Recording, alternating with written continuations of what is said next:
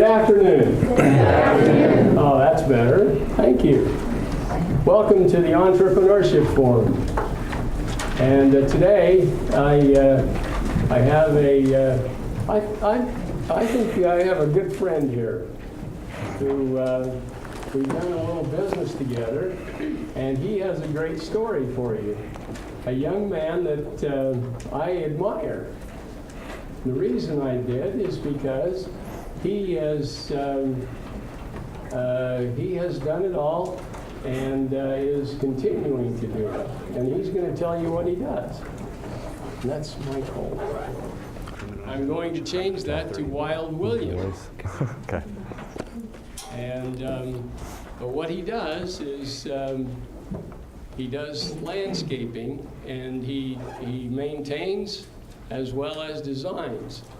And from what I've seen and been involved in, he does a really good job of designing and also maintaining. And you'll see his trucks. Now, some of them still have Wild Willie on them, don't they? Yeah, we have 4. Okay. And the others have Eschenfelder Landscaping. Eschenfelder, not Eschenfelder. I keep saying, but I've always said that. Well, you're old. It's okay. I know, I've always said that wrong. And he has a facility on Gordon Lane, just off of State Street, that is his headquarters. And he has, and I'm going to let him tell you what he does and how he got to where he is. And he's going to talk about some of the successes and maybe throw in a couple of not quite so successes that you can remember. But so without any further ado, let's give a hand to Wild William.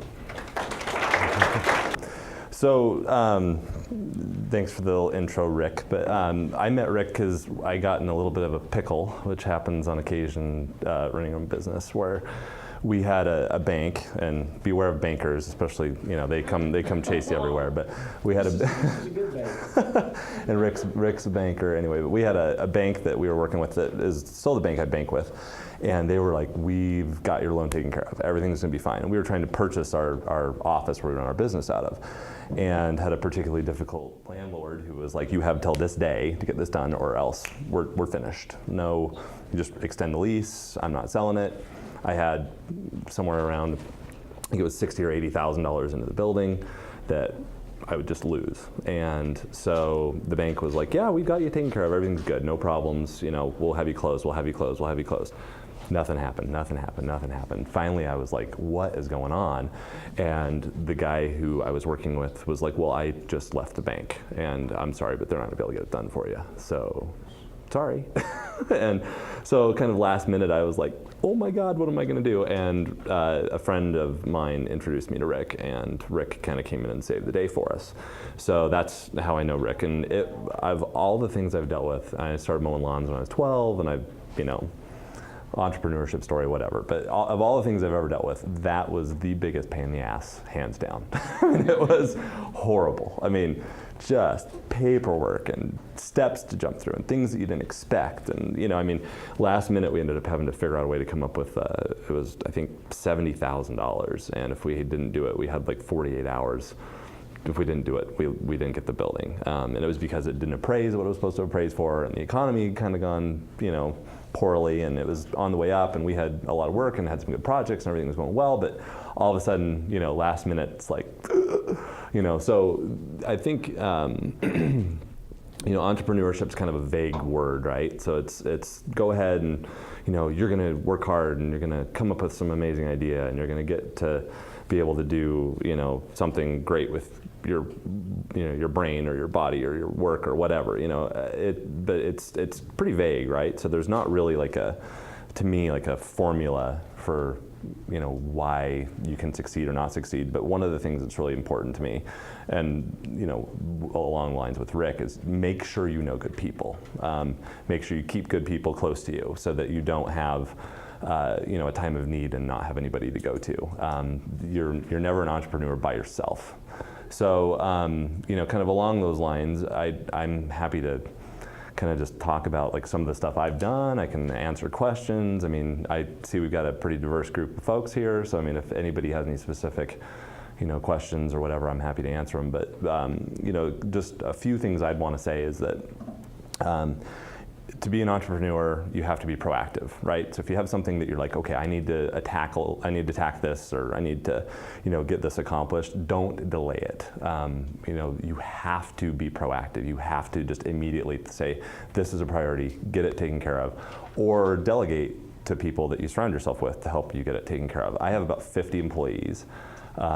We a little different than maybe what Rick gives the impression of. So we have the landscape maintenance company, which is how everything started, and then got into landscaping. And in 2008, we broke off the landscape company from the maintenance company to try and kind of increase the brand quality, because not many people are like, oh, I want Wild Willie's to do my $500,000 landscape job. They're like, I want somebody that sounds more professional. Some people are like, oh, Wild Willie, yeah, I love that. I mean, I've run into people in Costa Rica that knew the company that were from Utah. I've run into people in Cambodia that had seen my trucks in Salt Lake, and it was like, it's kind of funny, like you don't want to lose a good brand, but we decided we needed to grow it up. So we switched it and changed it to Eschenfelder Landscaping, using my last name, hard to say, but it has some sort of a, it's Eschenfelder. Took me halfway through kindergarten to learn how to spell that. So. But anyway, so we broke it off and thought, okay, we're going to try and increase the brand presence, the brand quality. Try and make people feel like there's a more professional kind of wing to the company here. So now we have, on that side of things, we have three landscape crews, a paver crew, a dump truck, 14 pieces of equipment. That's the kind of the big deal. One of the other things about being an entrepreneur is to know when to take a risk and when not to take a risk. A couple years ago, I was unfortunately had 4 years ago, had one unfortunate situation happen where a good friend of mine who was a general contractor passed away unexpectedly. He'd had a whole bunch of bad stuff happen in his life and decided to start drinking and taking painkillers, and one morning didn't wake up. And had a wife and 3 kids who the wife was partly responsible for what was going on in their life, and he had a lot of debt, and he just didn't see a way out, and unfortunately passed away. And in the process of watching all that occur, I kind of decided to take on some general contracting work.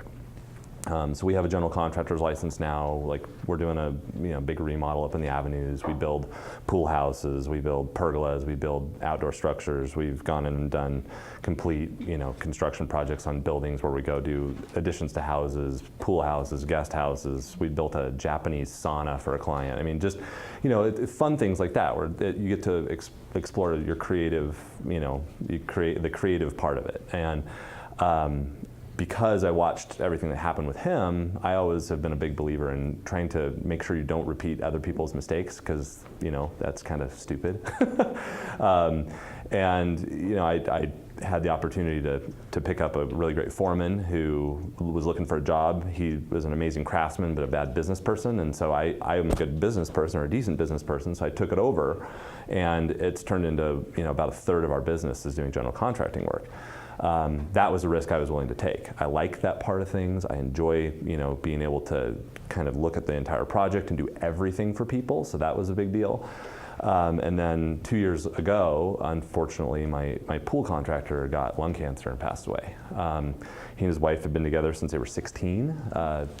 He was 60, never smoked a day in his life. Lived up in the mountains, backcountry skied, mountain biked. I mean, just the guy could run circles around me. And he just all of a sudden one day didn't feel well and came in and said, I need to lay down, and laid down, and 2 hours later got up and said, I need to go to the hospital, and ended up on a ventilator for 2 weeks. And they had no idea what was wrong, and came back, and it kind of recovered and was back for 3 months, and then just went downhill. And they figured out he had this really rare form of lung cancer that most people never even heard of. It's only like 2% of lung cancer cases, 95% of the cases are women.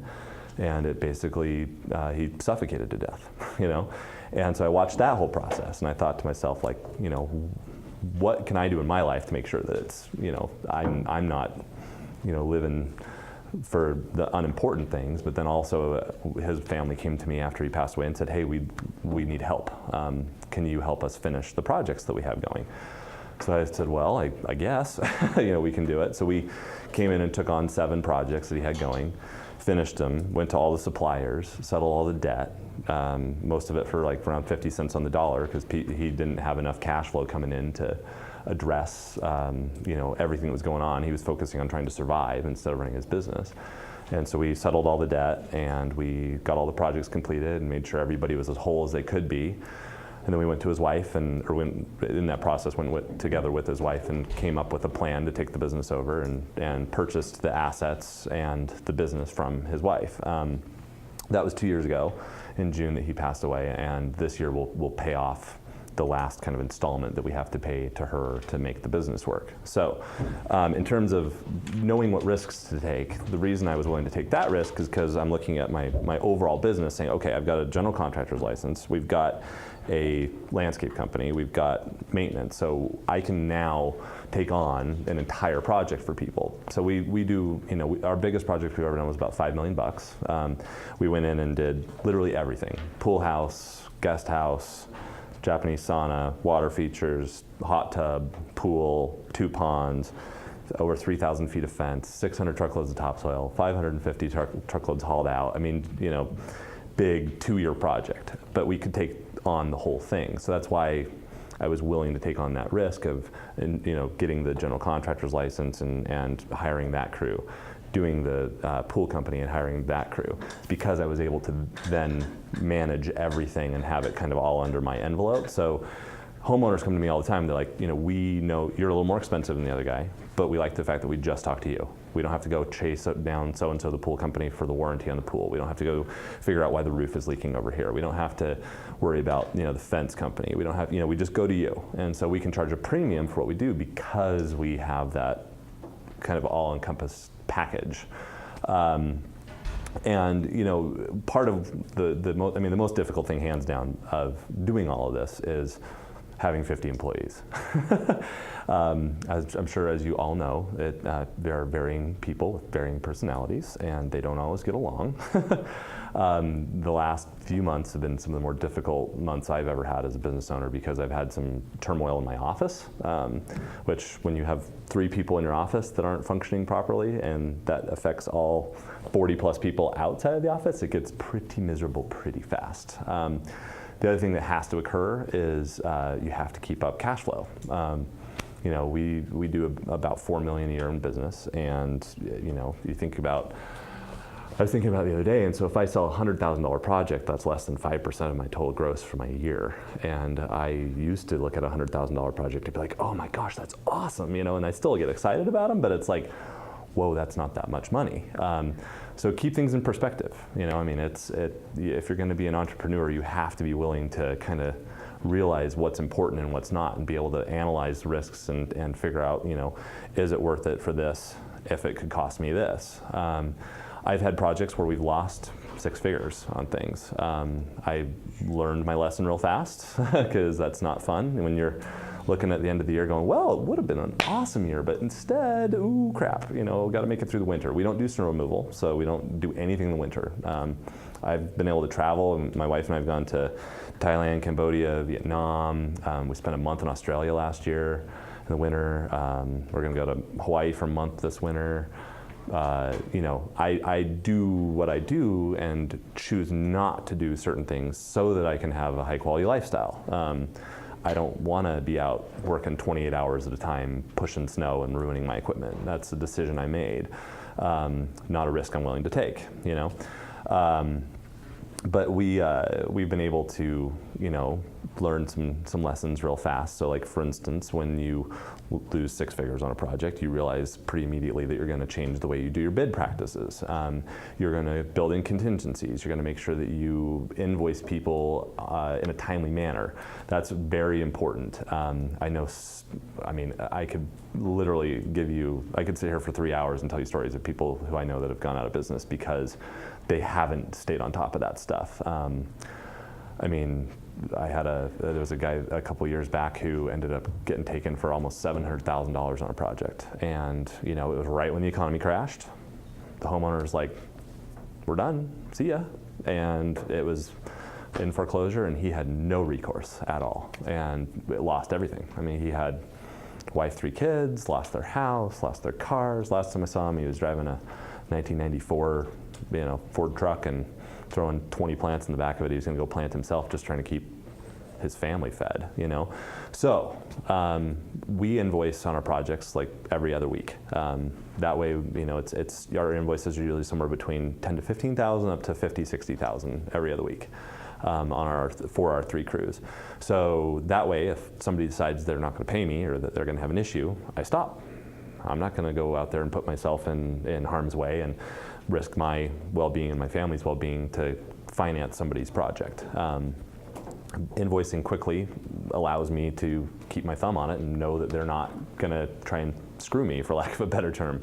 There's a lot of really shady people out there. You've got to protect yourself, and you've got to be careful not to, extend yourself too far to the wrong people.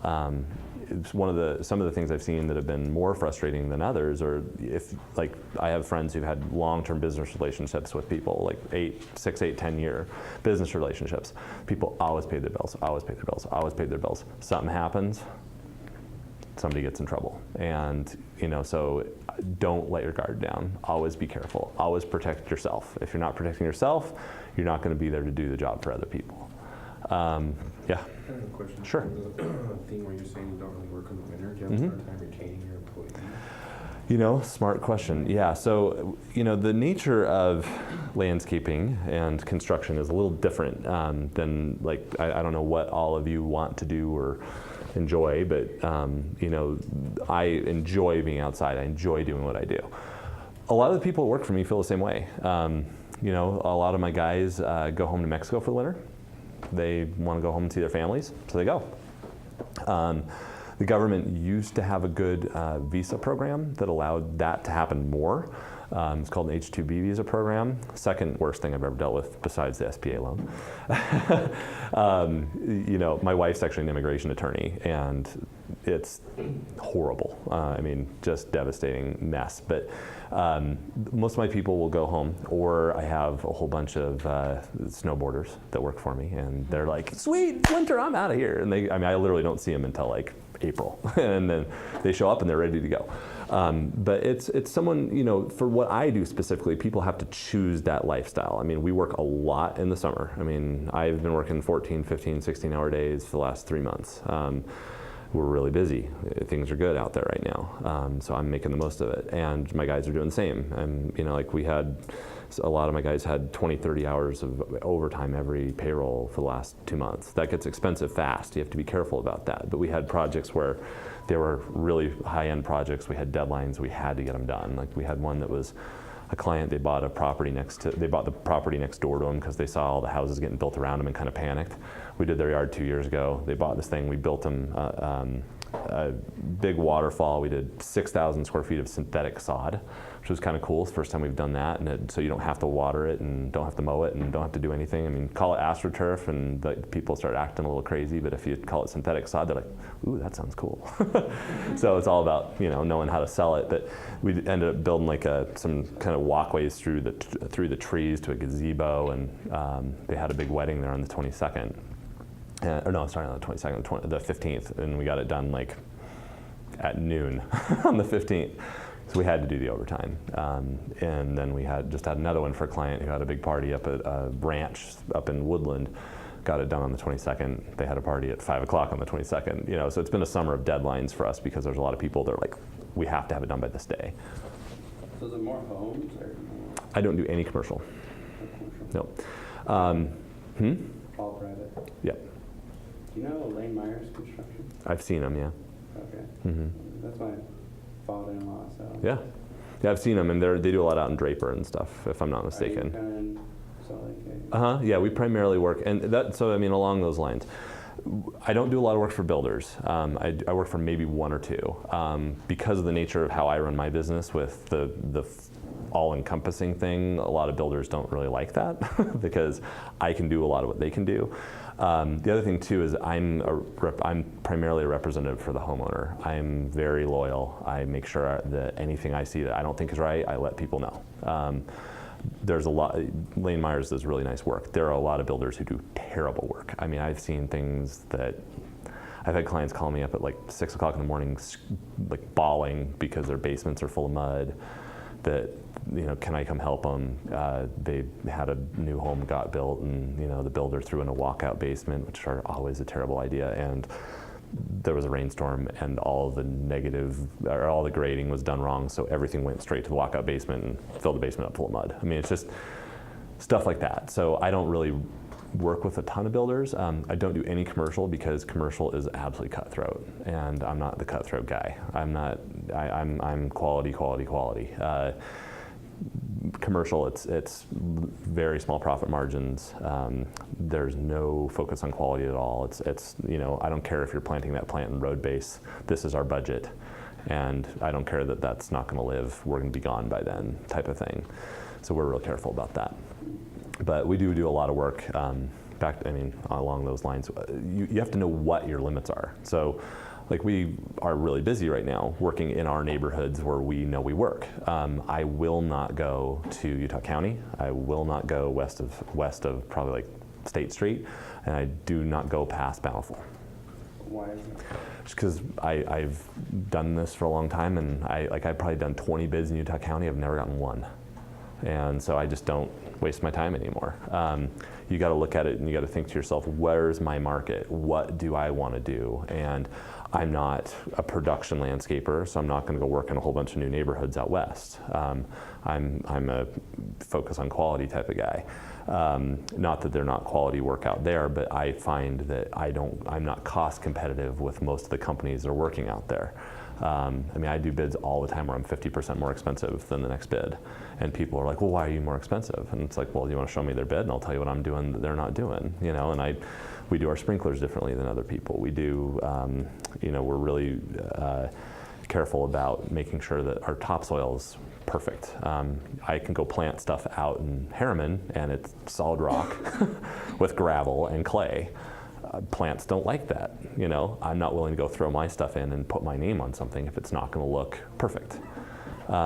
So along those lines, and there's a whole bunch of stuff that's happened that Rick doesn't know about. We also, you know, in expanding that kind of like control envelope. Last spring, I bought a tree farm in Oregon. I was going up there buying trees because, you know, some of the nurseries here weren't really getting me what I needed, and I wanted to get stuff that was going to kind of put me, show people that we could do things that are different than other folks and other landscapers. So I drove up there and drove around and started trying to find new stuff, different stuff.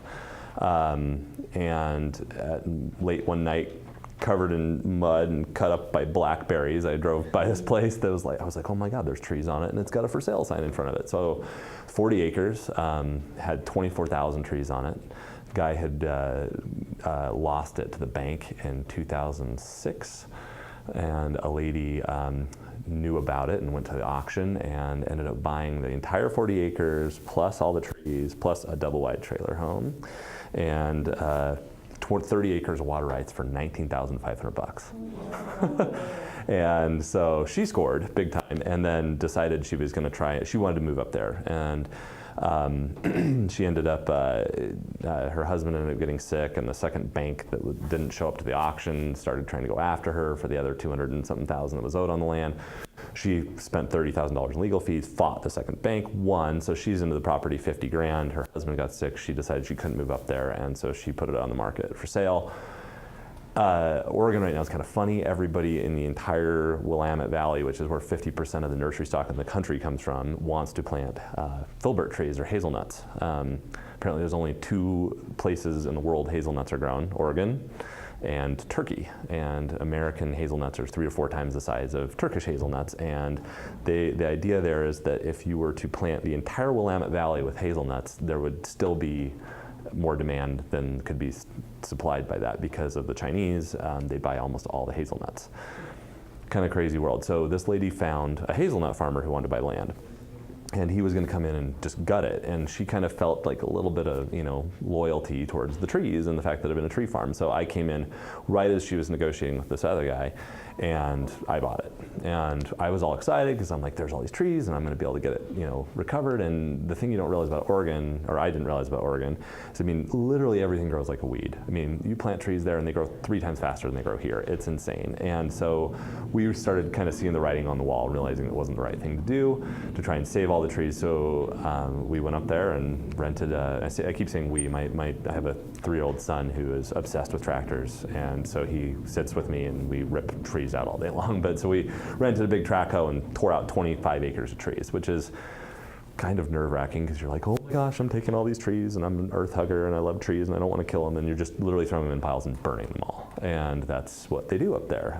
Like I flew out this March and it looked like forest fire season because every single nursery has been dealing with issues over the last 5 years and not selling plants, and so everything's been growing in the meantime, and now they're seeing the economy come back and they don't have enough land because it's too full of trees that are too mature, so they're ripping them all out and burning them all. And as a landscaper, it kind of hurts. You're looking at it going like, oh, but if only I could dig those out and find a home for them, it'd be fine, but then after like 2 years of this, I'm starting to realize like this is not, you've got to get it in the ground, keep it really high quality and get it sold fast. And so that's been kind of the next phase of what I was trying to do with the landscape company. We've been able to cover the costs of buying the farm largely by brokering trees and bringing them in through some of the big nurseries up there and supplying them to like some of my friends who are landscapers, and some of the nurseries here have actually been buying trees from me. So people I've always bought from are now purchasing from me, and then I have a credit towards things I don't grow or don't have or don't broker. So that's been kind of cool. I've been able, like this year, I've been able to almost completely cover the costs of the farm by brokering. So that's been kind of fun.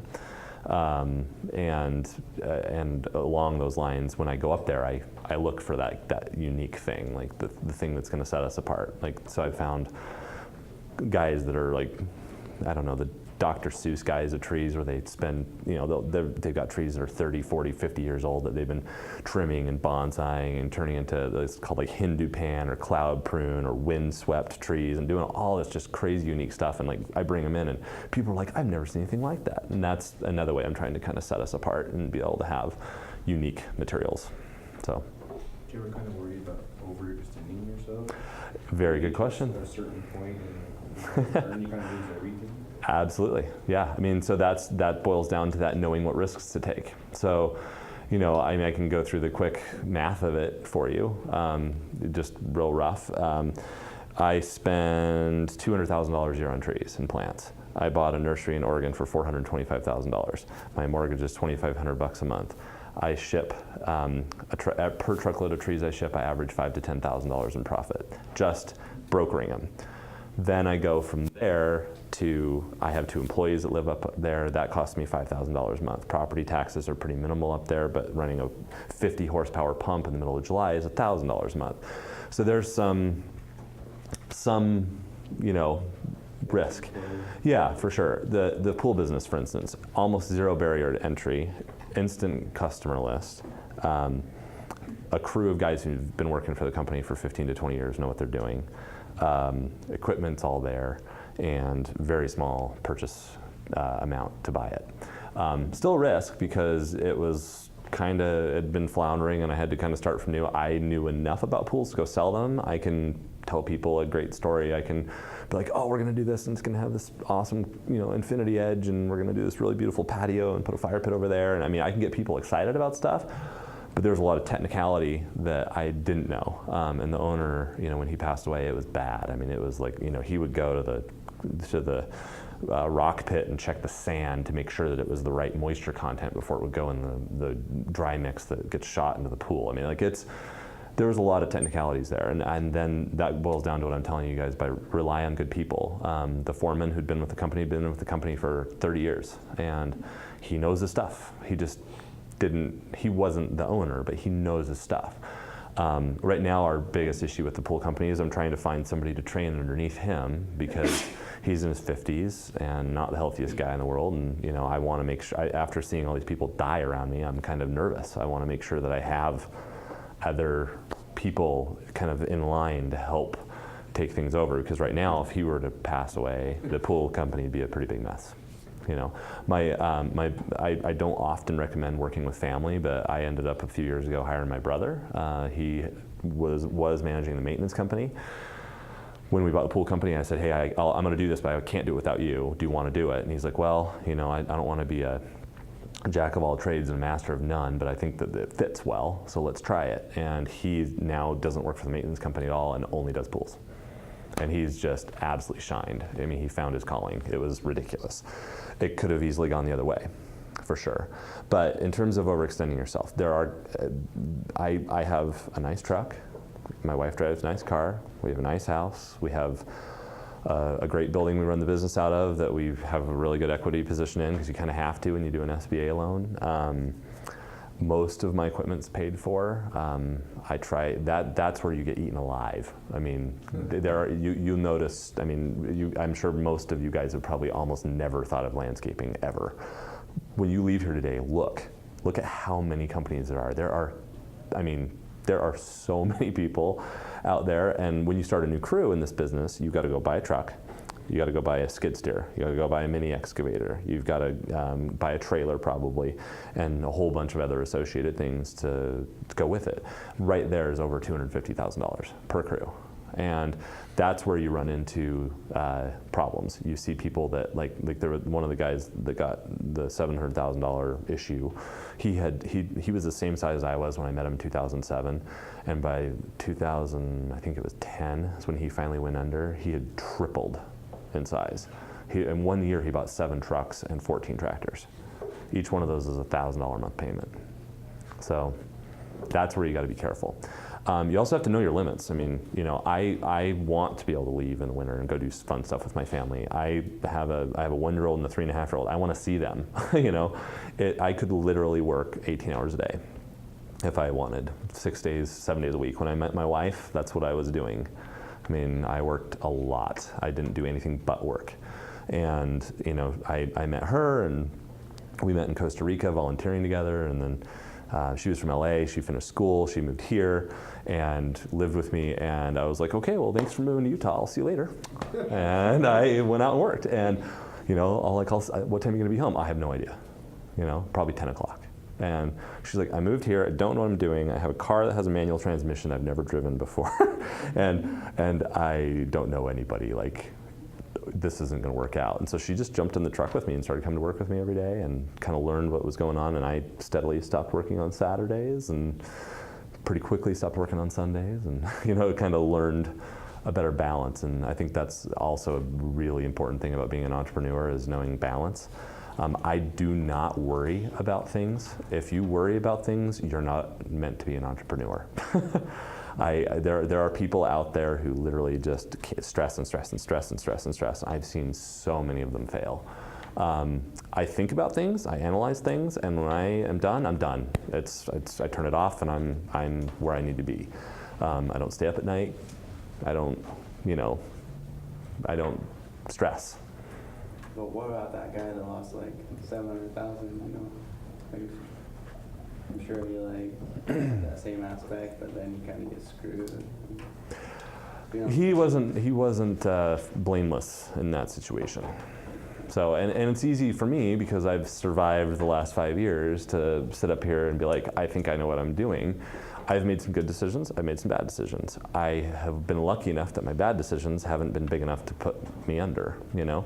And that's really what it boils, that's what I say, it boils down to be careful with the risk you're taking. Make sure that it's something that if it doesn't go well, you know you're gonna be okay. With the pool business, if it hadn't gone all right, I could have sold all the equipment and gotten all my money back. That was easy. With the tree farm, since I bought it, it's gone up $150,000 in value for the land up there, plus I cleaned it off, which increased the value, so I could take the money that I put into it, get it all back, plus last year I was able to write off over $100,000 in taxes as a loss because I lost money on the tree farm, and it's one of my businesses. So you've got to have, and that you have got to surround yourself with professionals that know what they're doing. You're not an accountant, you're not a lawyer, you're not a CPA, You're not you don't do those things unless that's what you do and that's your passion and you love crunching numbers, fine. You want to sit me down in front of a spreadsheet in front of numbers, I can do it for about half an hour and then I'm like, I'm out of here, I can't do it. I walk in this building and it makes my skin crawl. Like I got through college so fast, I was just like, I'm out of here, I didn't want to get higher education the whole time. I was 15 minutes late to class every single day. I studied the night before if I studied at all. I was out in the hall taking phone calls because I had 12 employees while I was going to college full time. It was not my deal. You got to know your deal. You got to know what you like. You got to know what you want to do. Don't do something you don't want to do for a living. Life's too short. Too many people hate their job and go there every day. Try not to end up in a position where you have to be doing that. I watched both my parents my whole childhood do something they hated.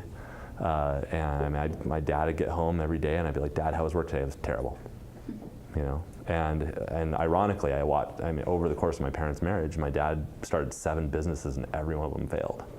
And I didn't set out to be like, I'm going to be an entrepreneur. I'm going to have, 50 employees. I'm going to, run this big business. I didn't set out to do that. I started doing something I liked to do, and then as I saw opportunities, I took them and I grew it. It wasn't like a conscientious decision. I didn't have a business plan. I didn't sit down and say, this is what I want to make happen. Like I just, I took opportunities as they came to me, and then I was aggressive and I worked hard.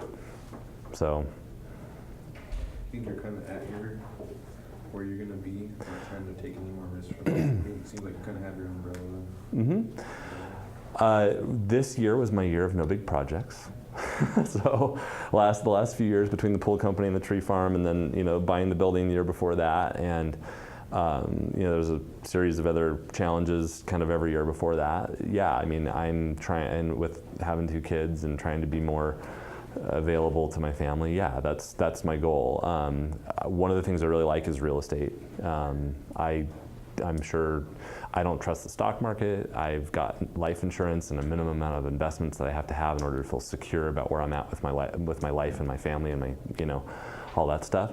But at this point, that's going to be kind of my next endeavor, is starting to try and do more commercial real estate work and possibly some residential. We own 3 fourplexes, which I bought in the foreclosure and the downturn. And one of them, we called it Dead Cat Manor, because we got there and there was a dead cat hanging off the roof, and you walked into the rooms and you could see where the mattress had been in the middle of the room because the carpet was black all the way around it. And so we ended up going in and renovating. That was a winter project for us. We renovated them in the winter, and that's one of the ways I kept my crews busy. And so we have all those, and they're doing great and paying for themselves really well. And I bought them well. So I think that's one of the other things that's important, is try to have some oomph so that when you find the right deal, you can do it. There's many things I've passed up and it's just killed me. I was like, oh, if only I'd had, but I try not to dwell on it. So. You said you do like real estate, like you do support real estate, or you said? No, that's what I like. For me as an investment, that's what I like. I can touch it, I can manipulate it, I can do stuff to it, I can improve it. That's what I like to do. I look at the general world out there and Dow 17,000 and bankers and the investment world, and I just don't trust it as far as any of it. It just scares the crap out of me. But I don't know it. I initially, when I went to college, I wanted to do stocks. That was my thing. I got my degree at Westminster in business and marketing, and I pretty quickly learned that finance and that type of stuff wasn't for me. So, yeah, that's kind of what I like. So I think it boils down to, again, that's what's important to me, is do something you like. If you can avoid it, don't go to work every day and be like, God, I got to go to work today. Like I get up every morning and I'm excited to go to work. I like it. It's fun. There's days where I'm going, what am I doing? I'm out of my mind. Why am I taking all this risk? I can just go do something so much more simple, or this could be half the size. And that's another thing. I've got buddies. One of my buddies I went to Westminster with, he's got 140 employees, and he's a landscaper. He bought a landscape company. He didn't start it himself. He had a small one going, and then he had the opportunity to purchase he's one of my main competitors. And if I can ever get him to call me back, which is almost never, he's always like, this is so stupid. Like, what am I doing? And he's got 15 different managers and 4 office staff, and 100 something employees out there, and like 16 trucks, and 30 tractors. And I remember one day I was in this truck with him going to lunch, and there's a little cubby in the truck, and he had a stack of credit cards in that cubby. And I was like, what the heck is that? And he's like, well, that's what I'm running things on right now. He's like, it's even scarier because they're all full. And he since has been able to that was like right after he bought it, and so he's since been able to kind of turn it around. And he's, last time I talked to him, he's like, I'm trying to get back down to 80 people because that's about where I think the right number is. I would have a hard time sleeping at night. But that's the thing, is I know my limit. My question is, so how long from the initial startup of, finding somebody until you are at right now, how long have you had your business going?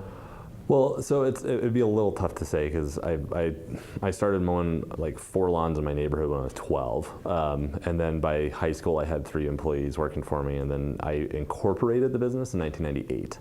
Okay, so you actually paid for your business license in 98? I had a business license before that, but it wasn't I was like, okay, I registered the name of the state and did all that stuff. Before it was like, Willie's Yard Care, and I was registered in Salt Lake County. Is like, it was, tiny. So 98 would be a good start date for you. Yeah, so 16 years really. In terms of like the actual size that we're at, we've probably been about this size for the last 5 years.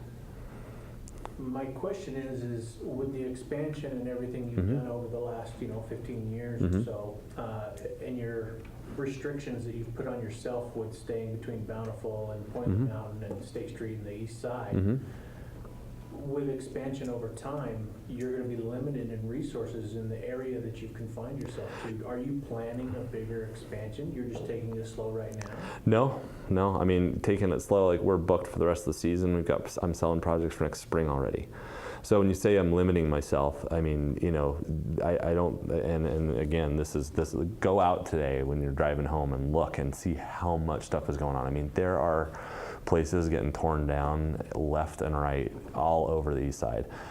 There's still a ton of growth in the Draper area, and I do almost nothing over there. This year, one of our biggest areas has been Federal Heights, which is 100 years old. We've done 2 swimming pools. One of them we had to dig by hand. That was freaking fantastic. And then, the homeowners on that one, they're doing a big magazine photo shoot there, like on the 8th of September for a national magazine. And then the other one was for the Parade of Homes, which we had to get done. It's a pool that sits in a courtyard, and it has an infinity edge that spills towards the house, and so the pool sits out of the ground.